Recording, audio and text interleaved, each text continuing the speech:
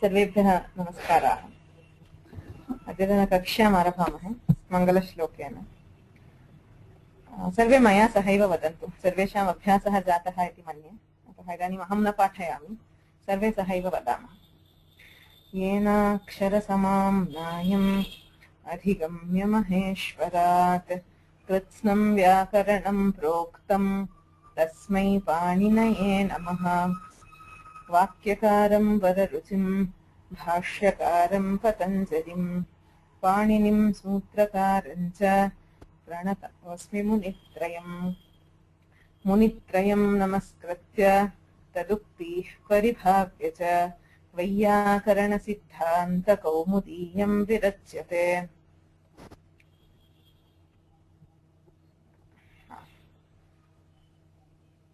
गतकक्ष्यायाः किञ्चिदिव पुनरावर्तनम्। वस्तुतः इदानीं सिद्धान्तकौमुद्याः संज्ञाप्रकरणम् अधीयते, अर्थात् प्राधान्येन याः संज्ञाः अत्र दीक्षितैः निबद्धाः ताः ज्ञातव्याः। आदौ इत् संज्ञा आसीत्। इत् संज्ञा विधीयते सूत्रद्वयेन, उपदेशे अजनुनासिकैत् तथा हलन्त्यम् इति सूत्रद्वयेन इत् इति संज्ञा विधीयते। ततः आदिरन्तेन सहेता इति सूत्रेण प्रत्याहार निर्माणं कथम् इति ज्ञातं। प्रत्याहारसंज्ञापि तेनैव सूत्रेण लभ्यते। यद्यपि पाणिनिः प्रत्याहारशब्दं न प्रयुङ्क्ते, तथापि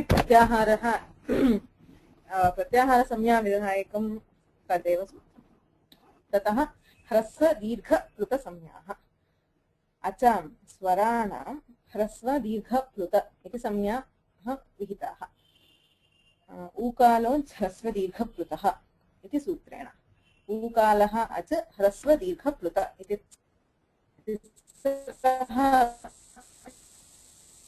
संज्ञाः तेनैव सूत्रेण विहिताः। पुनश्च एतेषु त्रिषु भेदत्रयं वर्तते। उदात्त अनुदात्त स्वरिताः। उच्चैरुदात्तः नीचैरनुदात्तः समाहारः स्वरितः इति क्रमात् एतत् संज्ञाविधायकानि सूत्राणि। अस्माभिः इदानीं केवलं भेदाः ज्ञातव्याः,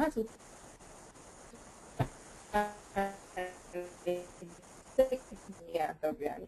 वैदिकस्वराणां विषये अस्मिन् प्रसङ्गे न युज्यते इति भाति। सिद्धान्तकौमुद्यामेव वैदिकप्रकरणं स्वरप्रकरणं चेति अन्ते, कौमुद्याः अन्ते दीक्षितैः निबद्धमस्ति। तत्र अध्येतव्यं भवति विशदतया। इदानीं तु केवलं स्वराः, प्रत्येकं स्वरस्य त्रयः भेदाः, ह्रस्वः दीर्घः प्लुतः चेति तत्र प्रत्येकं पुनः त्रयः भेदाः, उदात्तः अनुदात्तः स्वरितश्चेति। एतावत् ज्ञातव्यम्। इदानीं कति भेदाः जाताः? 9 भेदाः। 3 into 3. We got 9 types of swaras. इदानीम् उच्यते सः नवविधोऽपि अनुनासिक अननुनासिकत्वाभ्यां द्विधा। प्रत्येकं स्वरः इदानीं ह्रस्वः उदात्तः, ह्रस्व उदात्त अकारः अस्ति चेत् स द्विविधः। अनुनासिकः अकारः, अननुनासिकः अकारः चेति। एवं ह्रस्व अनुदात्त अकारः द्विधा, ह्रस्व अनुदात्त अनुनासिकः, ह्रस्व अनुदात्त अननुनासिकः इति। एवं सर्वत्र 9सु अपि भेदेषु पुनः भेदद्वये जाते आहत्य 18 स्वराः सम्भवन्ति। अनुनासिकः नाम कः? पूर्वमपि आसीत्, उपदेशे अच अनुनासिकः इति। अनुनासिकः नाम कः इति चेत् उच्यते पाणिनिना मुखनासिका वचनोऽनुनासिकः। पदद्वयमस्ति सूत्रे। मुखनासिका वचनः अनुनासिकः इति। अनुनासिकः इति संज्ञा, मुखनासिका वचनः इति संज्ञि। संज्ञा is that term, संज्ञि is that to which the संज्ञा applies. For example, halantyam, it is the संज्ञा, and any hal which is at the end is called samni. Similarly, atra anunasikah iti samnya, mukhanasika vachanah iti samni. Mukhanasika vachanah nama kaha? Mukha sahita nasikaya uchcharyamanaha varnah anunasika samnyah syat iti vrittih. Mukha sahita nasikaya. Sarve varnaah mukhenaiva uchcharyante. Tatra sandehah nasti. मुखेन सह नासिकायाः अपि उपयोगः क्रियते चेत् सः वर्णः अनुनासिकः इति कथ्यते. Any letter which uses the mouth and the nose for its pronunciation is called anunasika. The common anunasikas we know are the fifth letter of each varga. Kakha, gagha, nga, chacha, jaja, nya, tatha, dadha, na. The fifth letters are called anunasikas. But here, anunasika is not just those. Any letter which can be pronounced with that, with the mukha sahita nasika, is called anunasika. Swaraha api yatha atra uchyate tatha sarve swaraha अनुनासिकाः अनुनासिकाः इति द्वेधा भवितुम् अर्हन्ति. यदि नासिकायाः साहाय्येन उच्चार्यन्ते तर्हि अनुनासिकः, यदि नासिकायाः उपयोगः नास्ति तदा अननुनासिकः इति. इदानीम् अ इ उ ऋ एषां वर्णानां प्रत्येकम् 18 भेदाः. कथम् 18 भेदाः इति चेत् पश्यन्तु. अकारः अस्ति. आदौ अकारः एक एव आसीत्. शिवसूत्रे अ इ उन् इत्यत्र एक एव अकारः पठितः. सः अकारः त्रेधा विभक्तः. ह्रस्वः, दीर्घः, प्लुतः चेति. कथं लेखनं तु जानन्ति. अकारः आकारश्च सामान्यमेव. प्लुतस्य तु ब्राकेट् मध्ये संख्या 3 इति संख्या लिख्यते. तेन प्लुतः इत्युक्ते त्रिमात्रकः इत्यर्थः. अकारस्य एका मात्रा, आकारस्य द्वे मात्रे, प्लुतस्य उच्चारणे तिस्रः मात्राः आवश्यक्यः इति. ह्रस्वः, दीर्घः, प्लुतः. पुनः केन सूत्रेण? ऊकालोच्छ्रस्वदीर्घ प्लुतः इति सूत्रेण. पुनः प्रत्येकं ह्रस्वस्य, दीर्घस्य, प्लुतस्य च त्रयः भेदाः. उदात्तः, अनुदात्तः, स्वरितः. उच्चैरुदात्तः, नीचैरनुदात्तः, समाहारस्वरितः. तेषां लेखनमपि दर्शितमासीत्, तत्र न दृश्यते. अनुदात्तस्य अधोभागे रेखा भवति, उदात्तस्य ऊर्ध्वभागे रेखा भवति. उदात्तः, अनुदात्तः अधोभागे रेखा आसीत्, इदानीं न दृश्यते. अत्रापि पुनः अत्रापि सर्वत्र त्रयः भेदाः. आहत्य 9. ह्रस्व उदात्त, ह्रस्वानुदात्त, ह्रस्वस्वरित, एवं दीर्घे प्लुते च 9 भेदाः. इदानीं पुनः एषु 9 भेदेषु द्वेधा विभागः. अनुनासिकः, अननुनासिकः. अनुनासिकस्य उपरि चन्द्रबिन्दुः इति कथ्यते, तच्चिह्नं भवति. अननुनासिकश्च किमपि न भवति. इदानीम् एषः प्रथमः वर्णः ह्रस्व उदात्त अननुनासिकः. अयं ह्रस्व उदात्त अनुनासिकः. एवमेव ह्रस्व अनुदात्त अननुनासिकः, ह्रस्व अनुदात्त अनुनासिकः इति भेदाः. आहत्य 18 भेदाः सम्भवन्ति. ह्रस्वस्वरेषु 6, दीर्घस्वरेषु 6, प्लुतस्वरेषु 6. एवमेव अयम् अकारस्य विभागः. इकारस्यापि एवमेव. इ उ ऋ एतेषां सर्वेषां वर्णानाम् एवमेव भेदाः. This is how the 4 swaras can be classified. A, I, U, R. All of them will have 18 types. ह्रस्व, दीर्घ, प्लुत, उदात्त, अनुदात्त, स्वरित, अनुनासिक, अननुनासिक. तदित्थम् अ, इ, उ, ऋ एषां वर्णानां प्रत्येकम् 18 भेदाः. लुवर्णस्य 12, तस्य दीर्घाभावान्. लुवर्णस्य विषये पश्यामश्चेत् लोके वा वेदे वा कुत्रापि दीर्घ ऋकारस्य प्रयोगः नास्ति. ऋकारः ह्रस्वः भवति, प्लुतः अपि भवति, किन्तु दीर्घस्य प्रयोगः नास्ति. अतः दीर्घस्य 6 प्रभेदाः ये आसन् ते न भवन्ति. ह्रस्वस्य 6 भेदाः, प्लुतस्य 6 भेदाः, आहत्य 12 एव भेदाः. एवमेव एचाम्, एच् इति प्रत्याहारः. ए ओङ् इत्यत्रः एकारः, तस्य अयौच् इत्यत्र चकारेण 4 वर्णाः सन्निहिताः भवन्ति एच् इति प्रत्याहारेण. ए ओ ऐ औ एतेषां चतुर्णामपि पुनः 12 एव भेदाः. किमर्थम् इति चेत् तेषां ह्रस्वाभावात्. एतेषां वर्णानां ह्रस्वस्वरः नास्ति. केषुचन भाषासु, कासुचन भाषासु, भारतीयभाषासु, उदाहरणार्थं कन्नडे एव 3 भेदाः भवन्ति. ए ऐ एवं ओ ओ औ इति. संस्कृतभाषायां तु तथा नास्ति. ह्रस्वस्य प्रयोगः नास्ति. ए ऐ ओ औ इति 4 अपि वर्णाः दीर्घाः एव. दीर्घाः भवन्ति, प्लुताः अपि भवन्ति, ह्रस्ववर्णः नास्ति. तस्मात् तत्रापि 12 प्रभेदाः. अ इ उ ऋ चतुर्णां स्वराणाम् 18 भेदाः ऋ ए ओ ऐ औ इति पञ्चस्वराणां 12 भेदाः आहत्य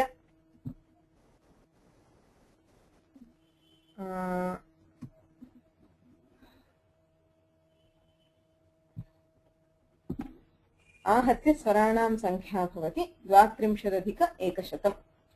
Totally you get 132 swaras from the 9 swaras which are present in the Maheshwara Sutra.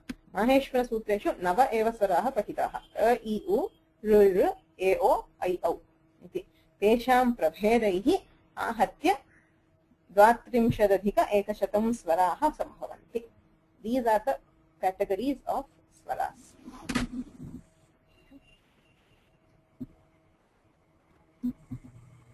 व्यञ्जनेषु तु एवं प्रभेदाः न सन्ति. तत्र केवलं त्रयाणां स्वराणाम् अग्रे वक्ष्यते यु व ल यकार वकार लकाराणाम् अनुनासिकप्रभेदः अपि अस्ति. तस्मात् तेषां द्वेधा विभक्ताः यवलाः यकार वकार लकाराः. अन्येषां वर्णानां तु एवं प्रभेदाः न सन्ति. इदानीं अकारस्यैव 18 भेदाः इति ज्ञाताः. ते सर्वे यथा सर्वे जानीयुः सवर्णदीर्घः इति सन्धिः अस्ति. अकः सवर्णे दीर्घः इति तद्विधायकं सूत्रम्. अकः अकारादीनां सवर्णे स्वरे परे सवर्णदीर्घः भवति. किन्तु सवर्णः नाम कः इति प्रश्ने सवर्णः इति एका संज्ञा. तां संज्ञां पाणिनिः तुल्यास्य प्रयत्नं सवर्णम् इति सवर्णसंज्ञा विधायकं सूत्रम्. तुल्यास्य प्रयत्नं सवर्णं पदद्वयमेव. तुल्यास्य प्रयत्नम् इति एकं पदं. तुल्य आस्य प्रयत्न इति पदत्रयस्य समस्तम् एकं पदमस्ति. सवर्णम् इति अपरं पदम्. कः अर्थः? तुल्यं. तुल्यं नाम समानं सदृशम् इति अर्थः. आस्यं नाम मुखं. वक्त्रास्ये वदनम् इत्यादि रीत्या अमरे उच्यते. अतः वक्त्रम् आस्यं वदनं मुखं लपनम् इत्यादीनि मुखस्य पर्यायपदानि. मुखशब्देन अत्र मौत् इति स्वीक्रियते. संस्कृते मुख अथवा वदनशब्दस्य पर्यायाः बहवः अर्थद्वयेपि उपयुक्ताः सन्ति. यथा both face and mouth.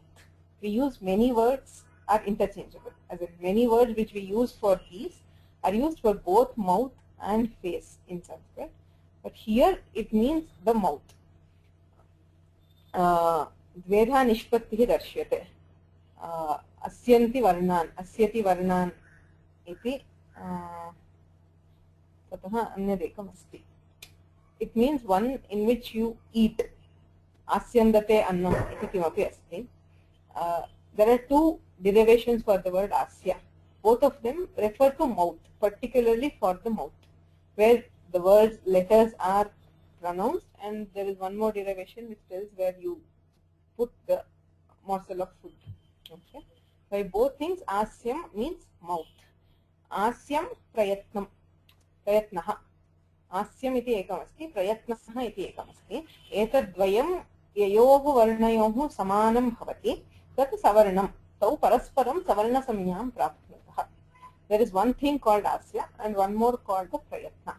Any two letters, savarna samnya is always between two letters. You take two letters and try to decide if they are savarnas of each other. You cannot tell that taking just one letter that it is a savarna. It always has to be a savarna to something. For example, if you take a is a savarna to a, it is not a savarna to e. Just taking akara, you cannot tell whether it is savarna or not. So you take two letters. If for the two letters there are two things which have to be equal. One is asya and the other is prayatna. If both these things are equal, you call them savarnas. If they are different, you call them as asavarna. They are not savarna. आस्यं प्रयत्नश्च यदि तुल्यं समानं भवति तर्हि द्वौ वर्णौ सवर्णौ इति कथ्यतः. किं नाम आस्यं कश्च प्रयत्नः चेत् दीक्षितैः सूत्रार्थः लिख्यते. ताल्वादिस्थानम् आभ्यन्तरप्रयत्नश्च यस्य येन तुल्यं तत् मिथः सवर्णसंज्ञं स्यात्. यस्य येन तुल्यं यस्य वर्णस्य येन वर्णेन सह समानता अस्ति तत् मिथः मिथः नाम परस्परं for each other सवर्णसाम्यं स्यात् they will be called savarnas of each other when ताल्वादिस्थानम् आस्यम् अत्र आस्ये भवम् आस्यम् इत्यनेन वर्णोत्पत्तिस्थानं स्वीक्रियते the places parts of the mouth from which the varnas are pronounced is called asya or sthana ताल्वादिस्थानम् आभ्यन्तर प्रयत्नश्च and there is something called abhyantara prayatna which we will define later. So if these two parameters are the same for a given set of for a given couplet for given set of two letters, then those words can be called those letters can be called savarnas of each other. Talvadi sthanam sthanam varnotpatti sthanam abhyantara prayatnascha etadvayamapi samanam bhavati chet savarnam iti uktam. किं नाम स्थानं कष्टप्रयत्नः इत्युक्ते स्थानानि उच्यन्ते इदानीं दीक्षितैः कानि स्थानानि वर्णोत्पत्तिस्थानानि इति चेत् सूत्राणि सन्ति तदर्थमपि अकुहविसर्जनीयानां कण्ठः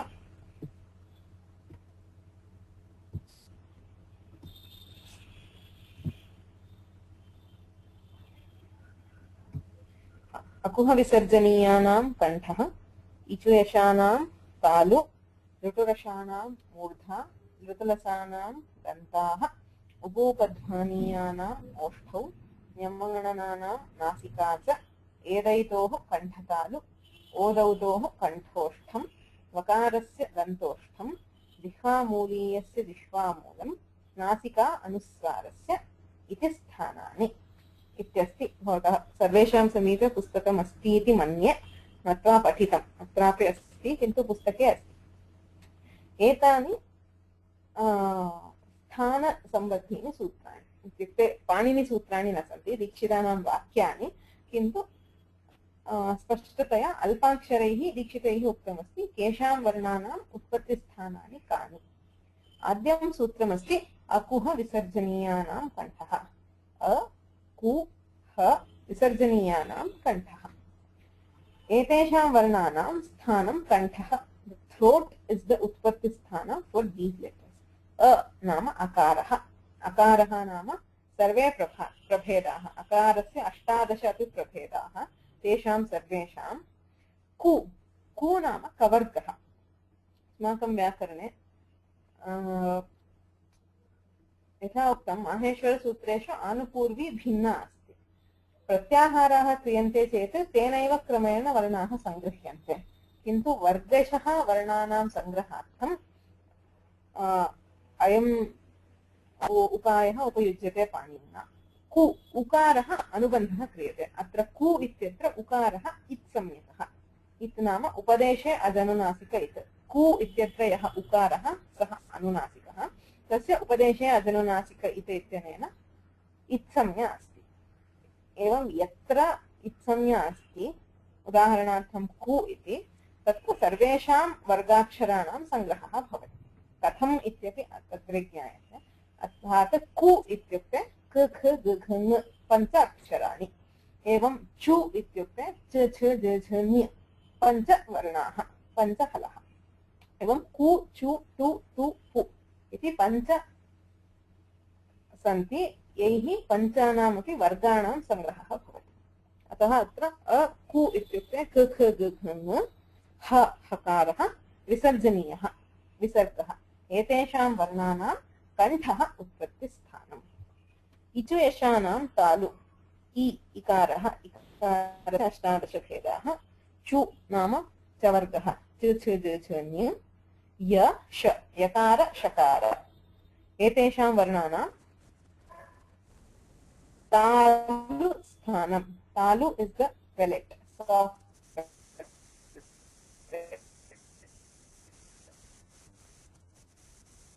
as I said the roof of the mouth is called the palate the front portion is called the murdha so talu is the sthana for ikara chavarga ya and sha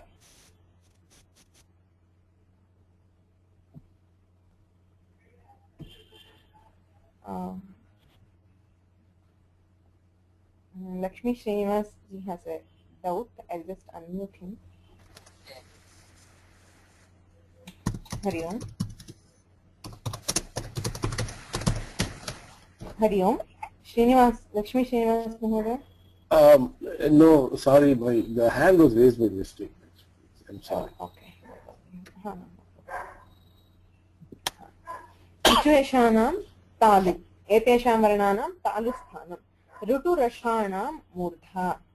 ऋकारः, ऋकारस्य पुनः 18 प्रभेदाः। टु नाम टवर्गः, रेफः, षकारः, एतेषां वर्णानां मूर्धा स्थानम्। अत एव अयं षकारः मूर्धन्यषकारः इत्युच्यते। पूर्वतनः षकारः तालव्यषकारः इति भेददर्शनाय उपयुज्यते। ततः ऋतुरसानां दन्ताः। लृकारः, लृकारस्य कति भेदाः? 12 भेदाः। तस्य दीर्घाभावात् 12 एव भेदाः। तेषां तु नाम तवर्गः, त थ द थ इत्येतेषां लकारस्य सकारस्य च दन्ताः स्थानम्। गन्धैः उत्पाद्यन्ते इमे वर्णाः। उपूपध्मानीयानाम् ओष्ठौ। उ उकारः, उकारस्य 18 भेदाः। पु नाम पवर्गाक्षराः, प फ ब भ म। उपध्मानीयः, उपध्मानीयः जिह्वामूलीयः इति विशेषं वर्णद्वयमस्ति। अग्रे उच्यते कखाभ्यां प्राग् अर्धविसर्गसदृशः जिह्वामूलीयः। यत्र ककारात् प्राग् विसर्गः अस्ति। उदाहरणार्थं चैत्रः कः इति पृच्छामश्चेत् चैत्रः कः। संहितायां सत्यां चैत्रः कः इति उच्यते। अः क इत्यत्र यः अर्धविसर्गसदृशः वर्णः सः जिह्वामूलीयः इति उच्यते। एवमेव पकारात् प्राक्, फकाराभ्यां प्राग् यः तादृशः वर्णः सः उपध्मानीयः। अन्तःपुरम् इत्युच्यते। अन्तःपुरम् इति संहितायां अन्तःपुरम् इति सः उपध्मानीयः। सोऽपि वर्णः उपध्मानीयाख्यः वर्णः अपि ओष्ठाभ्याम्, ओष्ठौ लिप्स्, ओष्ठाभ्याम् उत्पाद्यते। उपूपध्मानीयानाम् ओष्ठौ, उभयोरपि ओष्ठयोः साहाय्येन उत्पाद्यन्ते इमे वर्णाः। अत एव फ इत्येव साधु, न तु फ इति। प फ इत्यत्र उभयोः ओष्ठयोः प्रयोगः अस्ति। ततः ञमाणानां नासिका च, ञमाणान इति वर्गाणां पञ्चमाक्षराः, तेषां नासिका च इति उक्तं। चकारात् तत्तद्वर्गस्य यत् उत्पत्तिस्थानं तदपि समुच्चीयते। उदाहरणार्थं ञकारः इचुयशानां तालु इत्यनेन चवर्गाक्षराणां तालुस्थानम् इति ज्ञातम्। अनेन सूत्रेण नासिका च अर्थात् तालुः नासिका इत्युभयमपि ञकारस्य स्थानम्। एवमेव मकारस्य ञम, मकारस्य ओष्ठौ नासिका च। चकारेण नासिका च इत्यत्र चकारेण तत्तद्वर्गस्य उत्पत्तिस्थानानि अपि समुच्चीयन्ते। एदैतोः कण्ठतालु, एकारः ऐकारश्च, एतेषां कण्ठतालुस्थानम्। कण्ठः तालु इत्युभयोः साहाय्येन उच्यते एकारः ऐकारश्च। एवमेव ओदौतोः कण्ठोष्ठम्, ओकारस्य औकारस्य च कण्ठोष्ठं स्थानम्। वकारस्य दन्तोष्ठम्, वकारस्य एकस्य वर्णस्य दन्ताः ओष्ठम् ओष्ठश्च इति उभयमपि स्थानं। दन्तोष्ठं वकारस्य स्थानं। जिह्वामूलीयस्य जिह्वामूलम्, जिह्वामूलीयः इति अन्वर्थसंज्ञा, जिह्वायाः मूलं, the root of the tongue which is near the throat, that is the sthana for the varna called जिह्वामूलीय। नासिका अनुस्वारस्य, अनुस्वारस्य उच्चारणे नासिकायाः एव उपयोगः क्रियते। मुखस्य कस्यापि स्थानस्य उपयोगः नास्ति, केवलं नासिकायाः साहाय्येन प्रयुज्यते सः वर्णः। अनुस्वारस्य नासिकास्थानम् इति स्थानानि। एतानि प्रत्येकं वर्णस्य स्थानम् अतेन निर्दिष्टम्। किमुक्तमासीत्? अस्माकं सूत्रमस्ति तुल्यास्य प्रयत्नं सवर्णम्। ताल्वादिस्थानम् आभ्यन्तरप्रयत्नश्च यस्य येन तुल्यं तत् सवर्णसंज्ञं स्यात्। तत्र ताल्वादिस्थानं नाम किम्? एतानि स्थानानि इति ज्ञातम्। अहमिदानीं वदामि, तत् अनुवदन्तु सर्वे। एतानि सूत्राणि। अकुह विसर्जनीयानां कण्ठः,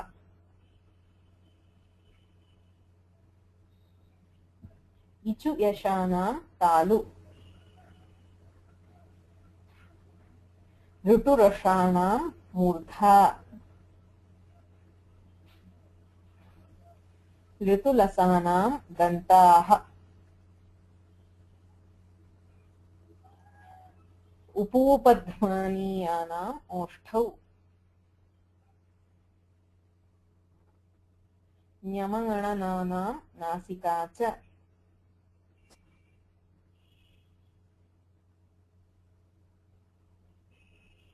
एदैतोः कण्ठतालु,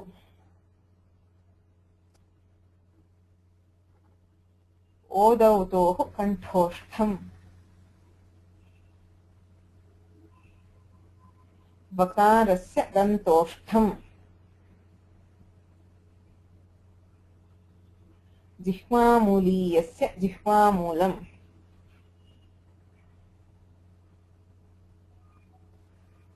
नासिका अनुस्वारस्य इति स्थानानि. So these are the varnotpatti sthanas. So this is the first condition of savarna. That is, the sthana for any two swaras to be called, or for any two letters to be called savarnas, the first condition to be satisfied is they should have the same sthana. So if you have two letters which are appearing in two different sutras here, they can never be savarnas because they do not have the same varnotpatti sthana. Now, the next parameter which was used in that sutra is the prayatna. Prayatna literally means effort, the effort which is put into pronunciation. But prayatna is a technical term. There are two kinds of prayatnas. Prayatnaha dvidha, abhyantaraha bahyascha. Abhyantara prayatnaha ityapi asti, bahya prayatnaha ityapi asti. तथा आद्यः चतुर्थः, आद्यः नाम प्रथमः, आभ्यन्तर प्रयत्नः चतुर्थः अस्ति. चत्वारः आभ्यन्तर प्रयत्नाः. स्पृष्ट ईषत् स्पृष्ट विवृत संवृत भेदात्. चत्वारः आभ्यन्तर प्रयत्नाः, स्पृष्टः स्पृष्ट प्रयत्नः, ईषत् स्पृष्ट प्रयत्नः, विवृत प्रयत्नः, संवृत प्रयत्नः इति. तत्र स्पृष्टं प्रयतनं स्पर्शानां स्पर्शवर्णाः इति सन्ति. तेषां वर्णानां स्पृष्टः प्रयत्नः. के स्पर्शवर्णाः इति चेत् कादयो मामसानाः स्पर्शाः. ककारादारभ्य मकारपर्यन्तम् अस्माकं वर्णमाला या अस्ति, मातृकापाठः, कख गघङ च छ ज झ ञ इत्यादि पाठः, तत्र ककारादारभ्य मकारपर्यन्तं सर्वाणि वर्गीयव्यञ्जनानि स्पृष्टप्रयत्नवन्ति. तेषां सर्वेषां स्पृष्टः प्रयत्नः ककारादारभ्य मकारपर्यन्तम्. ईषत् स्पृष्टम् अन्तस्थानाम्, अन्तस्थाः नाम यवरलाः, यकार वकार रेफलकाराणाम् अन्तस्थाः इति नाम. तेषाम् ईषत् स्पृष्टः प्रयत्नः. विवृतम् ऊष्मणां स्वराणां च. विवृतप्रयत्नः ऊष्मवर्णानां स्वराणां च. ऊष्मवर्णाः नाम श ष स ह, एतेषां चतुर्णाम् ऊष्माणः इति नाम. यरलव इति अन्तस्थाः, श ष स ह इति ऊष्माणः. एतेषां वर्णानां स्वराणां च विवृतः प्रयत्नः. ह्रस्वस्य अवर्णस्य प्रयोगे संवृतः, प्रक्रियादशायां तु विवृतमेव. ह्रस्वः अकारः नाम अ इति ह्रस्वः यः अकारः, तस्य प्रयोगे नाम यदा भाषायां प्रयुज्यते, उदाहरणार्थं राम, हे राम इति उच्यते चेत् तत्र यः मकारोत्तरः अकारः, तस्य संवृतः प्रयत्नः. प्रक्रियादशायां तु यथा व्याकरणे राम इति प्रातिपदिकात् रामः इति रूपं यदा निष्पाद्यते, तस्यां प्रक्रियादशायां तु तस्य अकारस्य विवृत एव प्रयत्नः. यतोहि सः स्वरः, सर्वेषां स्वराणां विवृतप्रयत्नः. ह्रस्वस्य अवर्णस्य प्रयोगे तु संवृतः इति कश्चन प्रयत्नः अस्ति. एतेषां प्रयत्नानां डेफिनिशन् किम् इति न दत्तमस्ति कौमुद्यां, किन्तु एवं प्रयत्नाः सन्ति ये योगिनाम् अनुभवसिद्धाः। अस्माकं तु तथा न ज्ञायन्ते, किन्तु एतेषां वर्णानाम् एते प्रयत्नाः इति परम्परया ज्ञायते। चतुर्था आभ्यन्तरप्रयत्नः अस्ति स्पृष्ट ईषत् स्पृष्ट विवृत संवृत इति। तत्र ककारादारभ्य मकारपर्यन्तं स्पृष्टप्रयत्नः, यकारादारभ्य वकारपर्यन्तम् ईषत् स्पृष्टः, श सः इत्येतेषां तथा स्वराणाम् अकारादारभ्य औकारपर्यन्तं विवृतः प्रयत्नः, ह्रस्वस्य अवर्णस्य प्रयोगे संवृतप्रयत्नः इति आभ्यन्तरप्रयत्नस्य भेदाः। बाह्यप्रयत्नस्य भेदाः अन्ते उच्यन्ते। इदानीम् अस्य विषये इतोपि अस्ति। ततः प्राक् इदानीं सवर्णसंज्ञासूत्रे तुल्यास्य प्रयत्नं सवर्णम् इति सूत्रे ताल्वादिस्थानम् आभ्यन्तरप्रयत्नश्च यस्य येन तुल्यं तत् मिथः सवर्णसंज्ञं स्यात् इति उक्तम्। ताल्वादिस्थानानि ज्ञातानि अकुहविसर्जनीयानां कण्ठः इत्यादिना। इदानीम् आभ्यन्तरप्रयत्नाः अपि ज्ञाताः स्पृष्ट ईषत्स्पृष्ट विवृत भेदात्।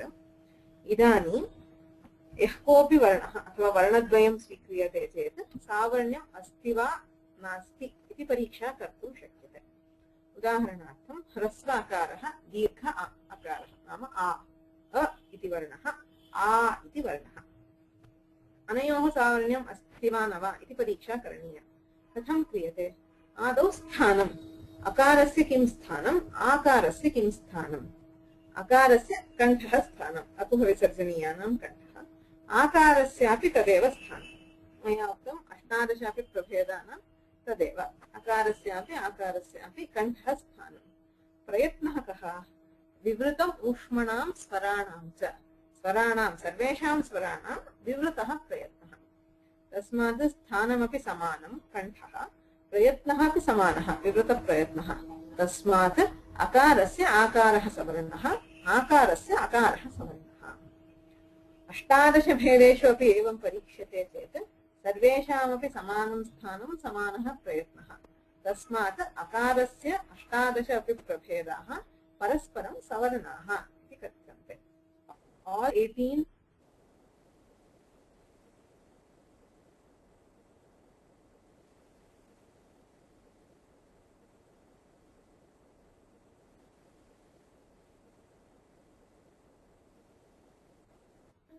कण्ठः स्थानम्, इकारस्य तालुस्थानम्, इचुयशानां तालु।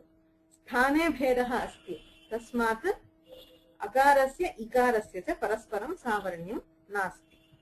एवमेव अकारः ककारश्च स्वीक्रियते, अ क उभयोरपि कण्ठः स्थानम्, अकुहविसर्जनीयानां कण्ठः इत्यनेन। किन्तु प्रयत्नः कः? अकारस्य विवृतः प्रयत्नः, विवृतम् ऊष्मणां स्वराणां च। ककारस्य तु स्पृष्टः प्रयत्नः, कादयो मावसानाः स्पर्शाः, स्पृष्टं प्रयतनं स्पर्शानां। प्रयत्नभेदात् अकार ककारयोः परस्परं सावर्ण्यं नास्ति। So it is not enough if either of these is same. Both of these parameters should be the same for two varnas to be called savarnas of each other. First thing is the sthana, the second thing is the prayatna. एवं सर्वेषां स्वराणां ये प्रभेदाः सन्ति ते सर्वे परस्परं सवर्णाः। वर्गीयव्यञ्जनेषु क ख ग घ ङ ककारस्य खकारेण सह सावर्ण्यम् अस्ति। उभयोः कण्ठः स्थानं, स्पृष्टः प्रयत्नः। एवं ककारस्य गकारस्य, ककारस्य घकारस्य। एवं वर्गीयव्यञ्जनेषु प्रत्येकं वर्गस्य पञ्चानामपि वर्णानां परस्परं सावर्ण्यम् अस्ति।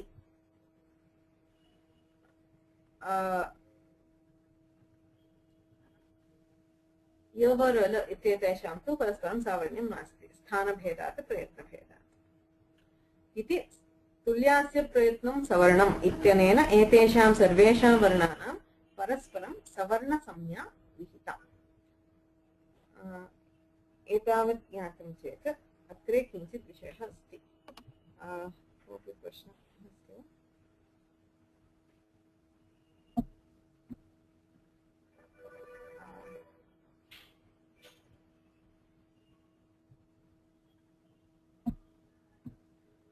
questions or can I move on?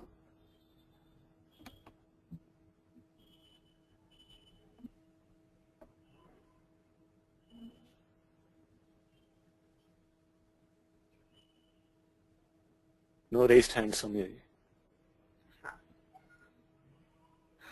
इदानीं स्थानं ताल्वादिस्थानं ज्ञातम् आभ्यन्तरप्रयत्नश्च ज्ञातः तत्र अन्ते प्रयत्नेषु अन्ते उक्तं ह्रस्वस्य अवर्णस्य प्रयोगे संवृतं प्रक्रियादशायां विवृतं कथं साध्यते इदम् एकस्यैव वर्णस्य कथं प्रयोगद्वयम् इति चेत् एकं सूत्रमस्ति अष्टाध्याय्याः अन्तिमं सूत्रम् अष्टमाध्याये चतुर्थपादे अष्टषष्टितमं सूत्रम् अष्टाध्याय्याः अन्तिमं सूत्रम् दिस् इस् द लास्ट् सूत्र आफ् अष्टाध्यायी सूत्रमस्ति अ इति अकारद्वयमस्ति तावदेव सूत्रे कः अर्थः विवृतम् अनूद्य संवृतः अनेन विधीयते एतावत् पर्यन्तं यदि शास्त्रं यदा प्रवृत्तम् इत्युक्ते सन्धिः वा समासः वा प्रक्रिया वा यदा कृतं तत् सर्वं यदा कृतं तदा सर्वदा अकारः विवृतः आसीत् ऊष्मणां स्वराणां च विवृतप्रयत्नः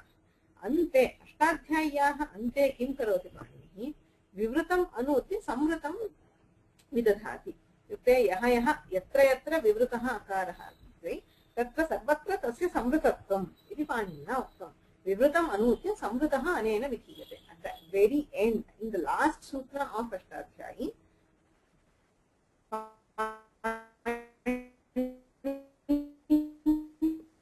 tells that all vivrita akaras will be converted to samvrita akara at the end of the shastra. When you finish Vyakarana Shastra and get is vivrita, is samvrita. Before that, when you are actually doing the prakriyas in Vyakarana, when we are in the Vyakarana Shastra, then the akara is vivrita. At the end, when you finish the Shastra and get into prayogas, it is called samvrita. But how is this? I mean, Ashtadhyayi is arranged in a particular order, but as I told you that day, it is not the case that you have to move in that particular order. It is not that you have to apply the first sutra first, then second, then third. No. The order does not hold good. You can apply some sutra from the 6th chapter first and then apply a sutra from the 3rd, go back to 7th or anything. It does not matter in most cases. So where does it matter? How does he ensure that the akara is samvrita only in prayoga? Why cannot you use this prayoga in this sutra somewhere in the middle of the prakriya and say that akara is samvrita? Asya sutrasya अष्टाध्यायीं सम्पूर्णां प्रति असिद्धत्वात् शास्त्रदृष्ट्या विवृतत्वम् अस्त्येव असिद्धत्वम् इति व्याकरणशास्त्रस्य अतिप्रमुखेषु उपायेषु अन्यतमः पाणिनिना उपयुक्तेषु साधनेषु असिद्धत्वम् अत्यन्तं प्रधानम्. It is one of the most important techniques that Panini uses in his grammar to control the application of sutras.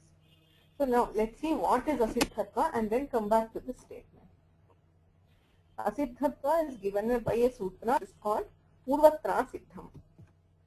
Purvatra Siddham iti sutram padadvayam asti Purvatra Asiddham. अष्टमाध्यायस्य द्वितीयपादस्य प्रथमं सूत्रं पूर्वत्रा सिद्धम्. इदं च अधिकारसूत्रम्. अधिकारोऽयम् इति उच्यते. किं नाम अधिकारसूत्रम्? स्मर्यते वा? आदौ सूत्रप्रभेदाः पठिताः अस्माभिः. संज्ञा च परिभाषा च विधिर्नियम एव च अतिदेशोऽधिकारश्च. अधिकारसूत्राणि इति सन्ति. कः अधिकारः नाम कः? यस्मिन् सूत्रे सूत्रस्थानि पदानि अग्रेषु सूत्रेषु सर्वेषु स्व अर्थं यच्छन्ति तत् अधिकारसूत्रम्. Adhikara is one sutra where all the words of the sutra, they do not have any independent meaning. They go on and add their meaning to all the succeeding sutras. Okay? So this is one such type of a sutra. Purvatra Siddham iti adhikaraha. अष्टमाध्यायस्य द्वितीयपादे आरभ्य अष्टमाध्यायस्य चतुर्थपादस्य अन्तिमसूत्रपर्यन्तम् अयम् अधिकारः. This adhikara ranges beginning from the first sutra of the second pada of the 8th chapter till the end of the 8th chapter. That is 3 padas. 8.2, 8.3 and 8.4 are covered under this adhikara. किमुच्यते अनेन सूत्रेण पूर्वत्र असिद्धम् इतः परं यद्यदुच्यते तत्सर्वं पूर्वत्र असिद्धम्. Whatever is told henceforth will not be known earlier. So this asiddhatva is regarding the sutras only. What this sutra effectively tells is whatever is told by the sutras which are yet to come will not be known by the sutras which exist before. That is, if there is some sutra in the 7th chapter that will not know the sutra which is in say 8.2.3 or 8.2.4. This happens with the whole of Ashtadhyayi, whatever comes before. So based on this sutra, we divide the Ashtadhyayi into 2 parts. It is not 2 equal parts. Ashtadhyayi eva dvedha vibhakta. Ashtadhyayi nama प्रथमाध्यायादारभ्य अष्टमाध्यायस्य चतुर्थपादपर्यन्तम् अस्ति. आहत्य 32 पादाः सन्ति. तत्र सपाद सप्ताध्यायी, सप्ताध्यायी नाम सप्ताध्याय्याः अध्यायाः सपाद, पादेन सहिता सप्ताध्यायी. अष्टमाध्यायस्य एकः पादः अत्र अस्ति. The first 7 chapters plus 1 pada of the 8th chapter forms the first group, which is called Sapada Saptadhyayi. अन्यः भागः त्रिपादी, पादत्रयम् अस्ति. त्रयः एव पादाः.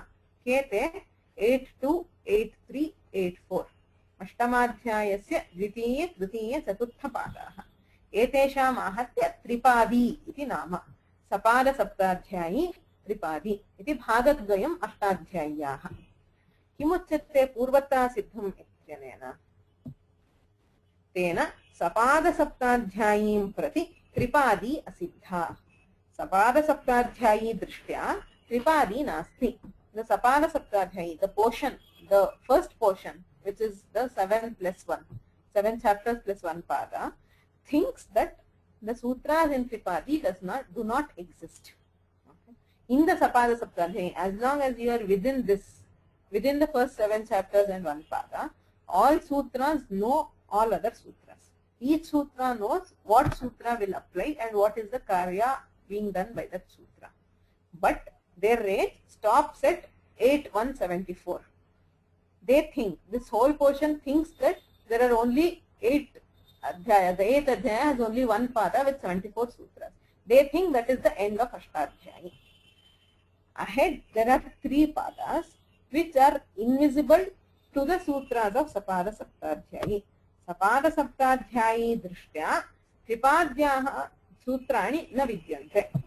What does that imply? Practically means, if there is something which is done, a karya which is done by a sutra in the Tripadi, the Sapada Saptadhyayi sutras will not know that that karya has occurred. Means what happens generally when we are doing prakriya is, there are a series of sutras. We apply a series of sutras, one after the other. Okay. So if I am saying, if I do Rama Su by the sutra Svauja Samokchash, after that I do Upadeshya Janunasika Ita. How do we do Upadeshya Janunasika Ita? Because that sutra, Upadeshya Janunasika Ita, knows that there is a pratyaya called Su in which the Ukara is Janunasika. So it comes and takes away the Iksamya. Next you have Rama Su. Then you apply a sutra called Sasajusho Ruhu, which sees that there is a sakara at the end of a pada and converts that sakara to repha. Then there is one more sutra which will convert that repha to visarga. Now all this would not happen if the sutras did not know each other. But what happens is, the sutras know which other sutras are applying. They can see what is the change happening.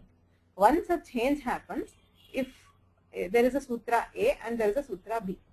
First, there is no opportunity for B to apply. The conditions for B are not satisfied, but the conditions of A are satisfied. So you apply sutra A. Now, after the application of sutra A, if the conditions are such that the B can apply, B will apply and convert it into something else. That is how normally the procedure goes. But now, if A happens to be in Tripadi and B happens to be in Sapada Saptadhyayi, you apply A first and do something. Convert something to something else. Now, even if the conditions for B are satisfied, B will not apply. Why will it not apply? Because it does not know that Tripadi exists. It cannot see the change which is done by any sutra of the Tripadi. This is in brief how Purvatra Siddham operates. There is lots more to Purvatra Siddham which will come later. For now, if you got the basic concept correct, we'll apply to this situation and see what happens. Before that, I think somebody has a question. No? Okay.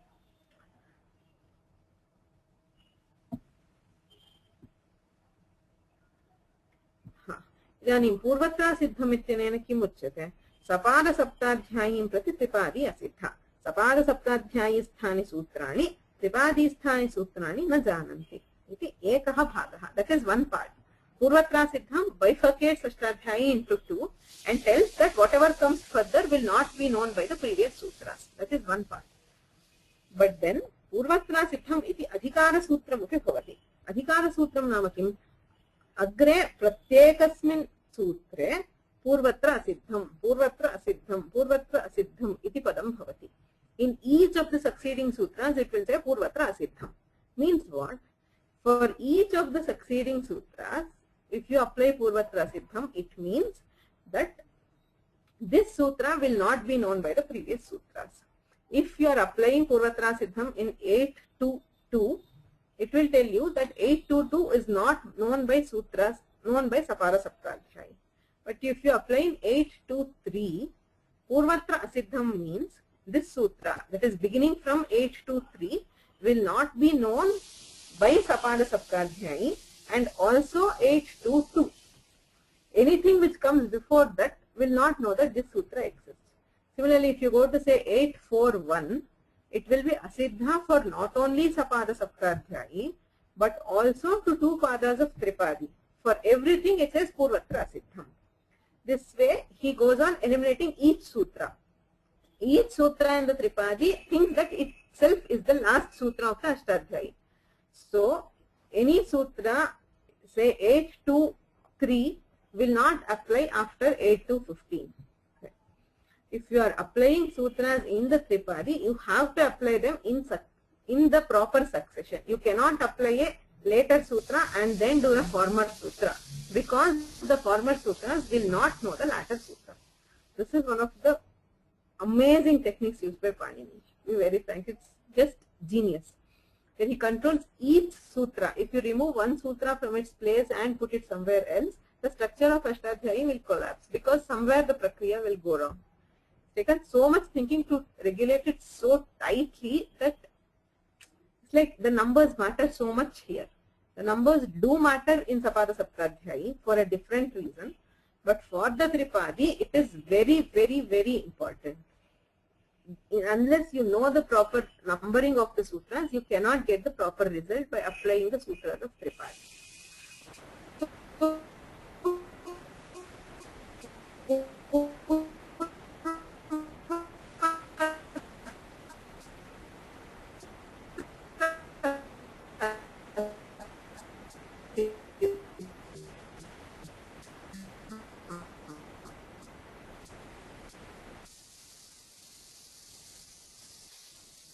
Adhikaroyam kena sab.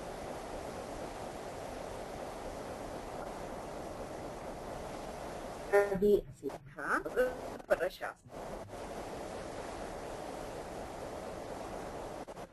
Vidhiyate Siddham. Tani sutrani Santashashti Samasutra Paryantam. Tesham Sutranam Asya Sutrasya. Samyaji, we just lost you for 1 minute. Oh Lord. Can you hear me now? Yes, it's better now, but we lost you for about 1 minute. Okay. Where was I? I think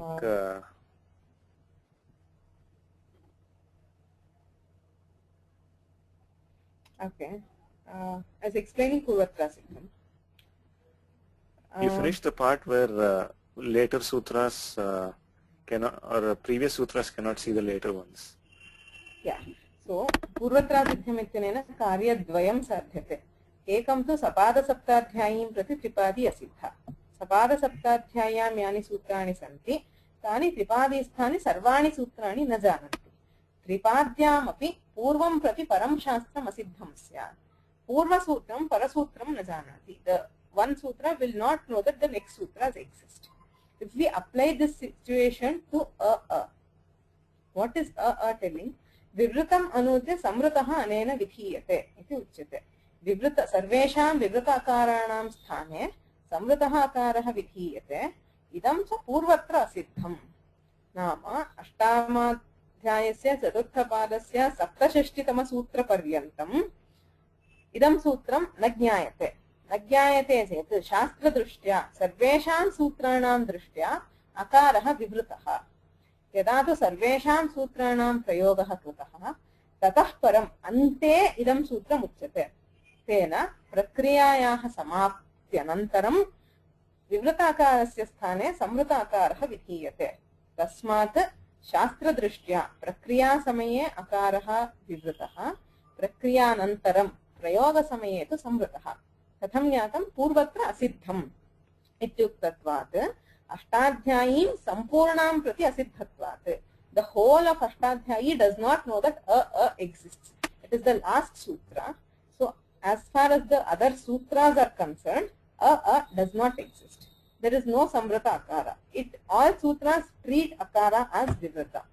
At the end, when you have applied all possible sutras and you are ready with the final form, then you apply this sutra and tell that if there is any hrasva akara, it will be converted to samvrata. Okay. Therefore, hrasvasya avarnasya prayoge samvritam prakriyadashayam tu vivritameva.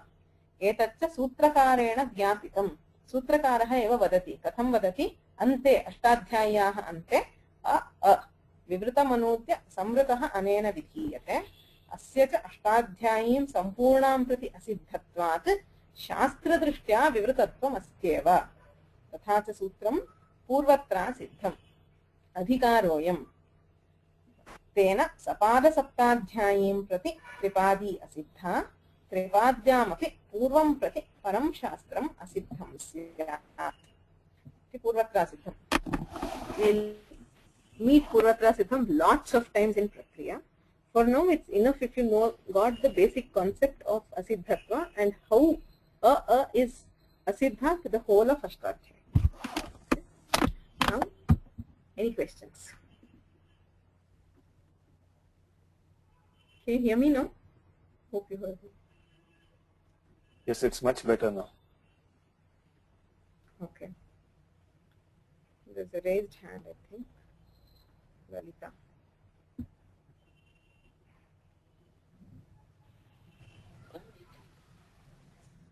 Lalita? No, Soumya ji. Hello. Hello.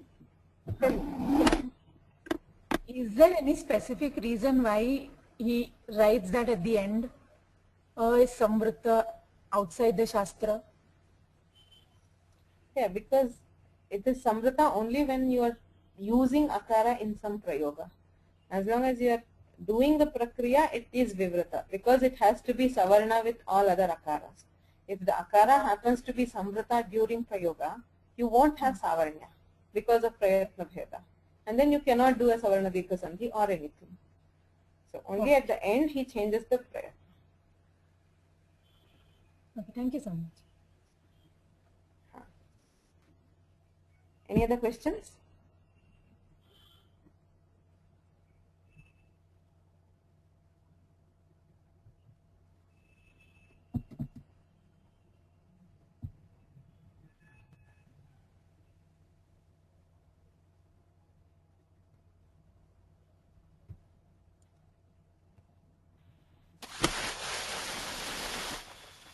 Mohana?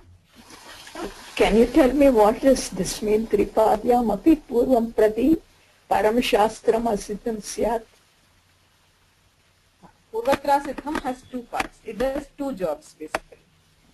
One thing is it bifurcates the whole of Ashtadhyayi into two parts. One is Sapada Saptadhyayi and the other is Tripadi. Yeah. And it tells that Sapada Saptadhyayi does not know Tripadi as a chunk.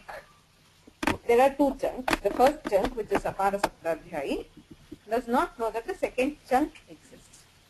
But then it is also an Adhikara Sutra, so it is applied in each of the following sutras.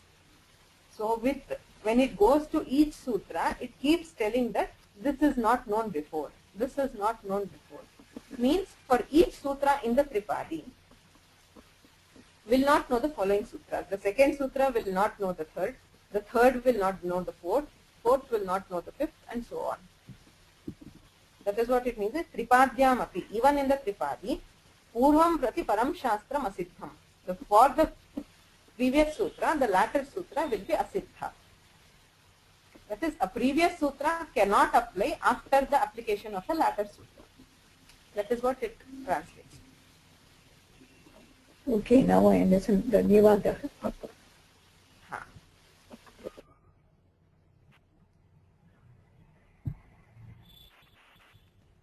अन्ये प्रश्नाः?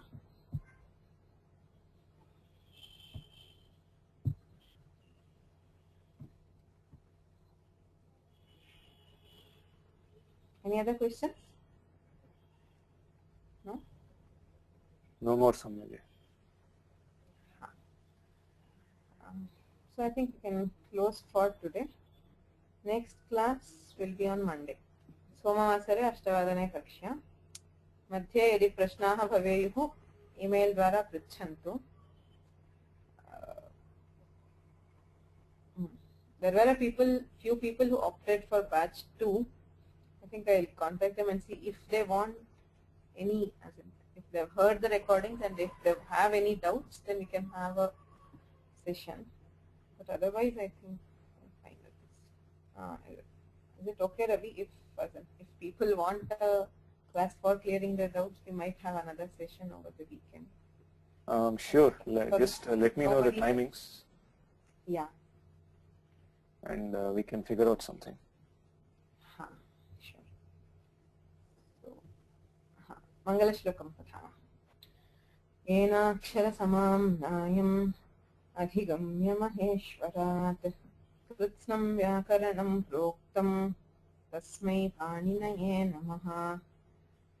वाक्यकारं वररुचिं भाष्यकारं पतञ्जलिं पाणिनिं सूत्रकारं च प्रणतोऽस्मि मुनित्रयं नमस्कृत्य तदुक्तिः परिभाव्य च वैयाकरणसिद्धान्तकौमुदीयं विरच्यते. Kalivardhani has a question. He typed it. Can you please take a look?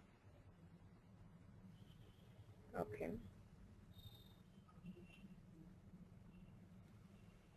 तदेव समस्यानिवारण session यदि आवश्यकं पृच्छामि. ये तु अस्यां कक्षायां सन्ति तेषां कोऽपि सन्देहः न स्यात् इति मन्ये. यदि सन्ति इदानीमेव प्रष्टुमर्हन्ति. अन्ये ये रेकार्डिंग् श्रुत्वा प्रश्नं प्रष्टुम् इच्छन्ति तैः सह सम्पर्कं कृत्वा वदामि. यदि भवति तर्हि सर्वेषां कृते ईमेल् प्रेषयामि. नास्ति चेत् पश्यामि. Does that answer you?